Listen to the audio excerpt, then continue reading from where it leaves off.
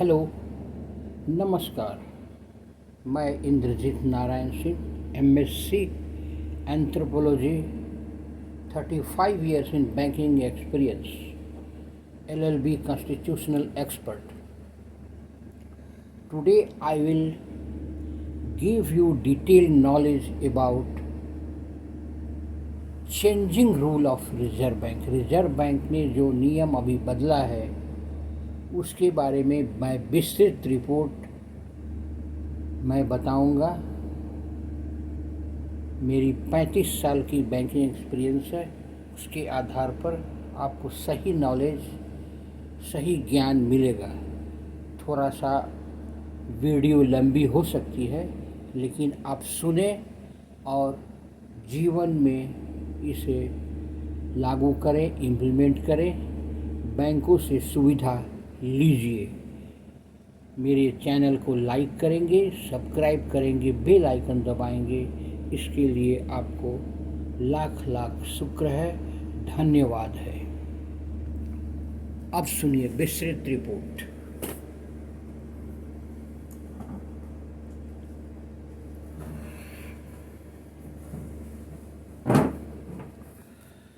Reserve bank ने नियम बदला।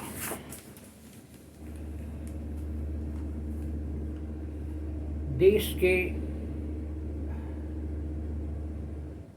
सभी बैंकों को 15 दिन के भीतर अकाउंट और लॉकर धारियों के डेथ क्लेम सेटल करना अनिवार्य होगा।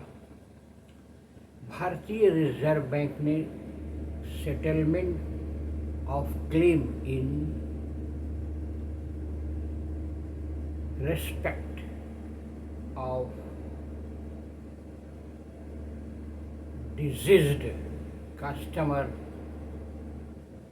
of bank डायरेक्शन 2025 सर्कुलर जारी किया जा चुका है। इसके लिए राय मांगी गई है। प्रस्तावित नियम बैंकों की प्रक्रिया आसान करने के लिए बनाए गए हैं। नए नियम 1 जनवरी 2025 से लागू होने वाले हैं। 2026 से लागू होने वाले हैं। आज नियम को जान लीजिए। ये नियम 1 जनवरी 2026 से लागू हो जाएगा।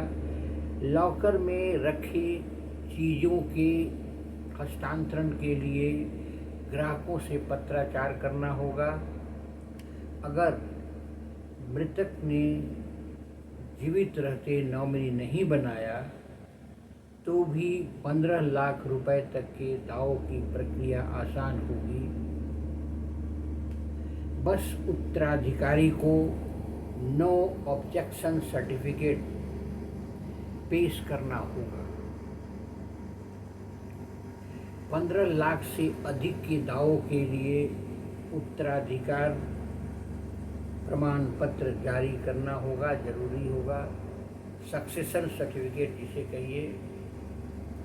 वसीयत विवादित है तो probate of will, letter of administration और कोर्ट डिग्री की जरूरत होगी।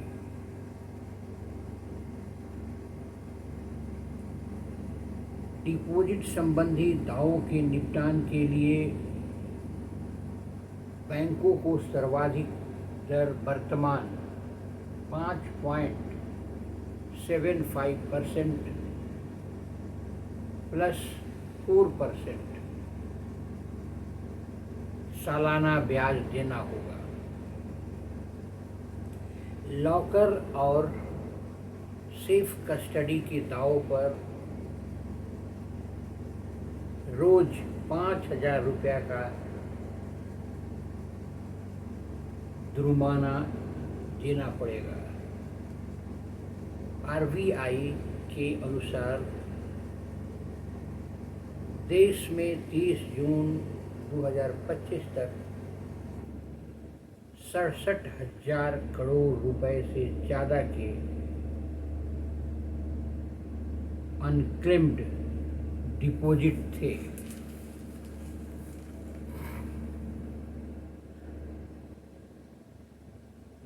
आगे सुनिए। लॉकर को 31 दिसंबर 2025 तक संशोधित लॉकर समझौते पर हस्ताक्षर करने थे, लेकिन अब तक 20 से 25% से कम लॉकर धारक ही ऐसा कर पाए। बैंकों को यह दिशा निर्देश थे कि समझौता प्रक्रिया के लिए जरूरी स्टैम्प पेपर, फ्रैंकिंग और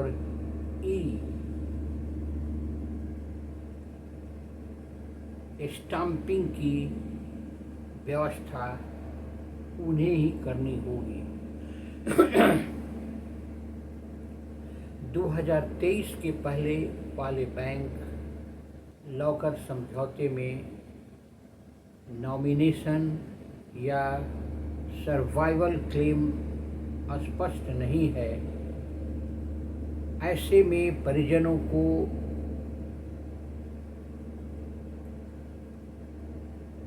सक्सेशन सर्टिफिकेट और प्रोवेट ऑफ बिल या लेटर ऑफ एडमिनिस्ट्रेशन पेश करना पड़ता है। इन दस्तावेजों को हासिल करने में समय लगता है।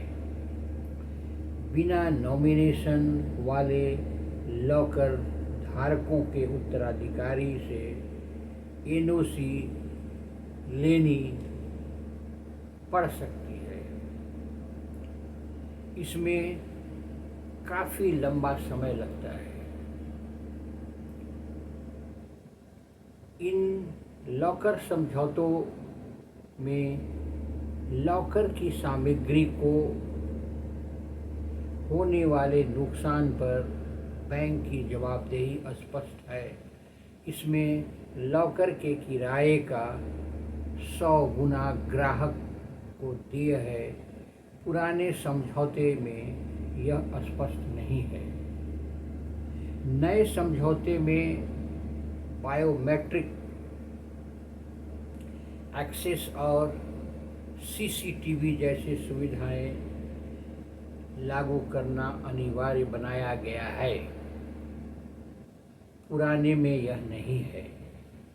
नए समझौते में ज्वाइंट लॉकर में सर्वाइवर क्लेम स्पष्ट है। पुराने समझौते के नियम के तहत जीवित बचे लॉकर स्वामी और दूसरे उत्तराधिकारियों के बीच विवाद की स्थिति बन सकती है। मामला कोर्ट तक जा सकता है। बैंकों के लिए जरूरी होगा कि ये दावा फॉर्म और प्रक्रिया की जानकारी सभी शाखाओं में उपलब्ध कराएं। आवेदन के बाद एक यूनिक नंबर जनरेट होगा। उससे क्लेम की डिजिटल ट्रैकिंग कर सकते हैं। अभी आपने हमसे सुना कि आरबीआई ने नया नियम लागू किया है जो 1 जनवरी 2026 से लागू हो जाएगा। 15 दिन में डेथ क्लेम सेटल होगा। बैंक ने देरी की तो 5,000 रुपया रोज जुर्माना देना पड़ सकता है। आप मेरे चैनल को लाइक करेंगे, सब्सक्राइब करेंगे, बेल आइकन दबाएंगे। धन्यवाद। मैं इंद्रजीत नारायण सिंह आपसे रिक्वेस्ट करता हूं कि आप इस तरह का वीडियो बैंकिंग संबंधी हमारे बैंकिंग एक्सपीरियंस के आधार पर लेना चाहते हैं तो सब्सक्राइब करें, बेल आइकन दबाएं ताकि अगला वीडियो लगातार आपको मिलता रहे। धन्यवाद, नमस्कार।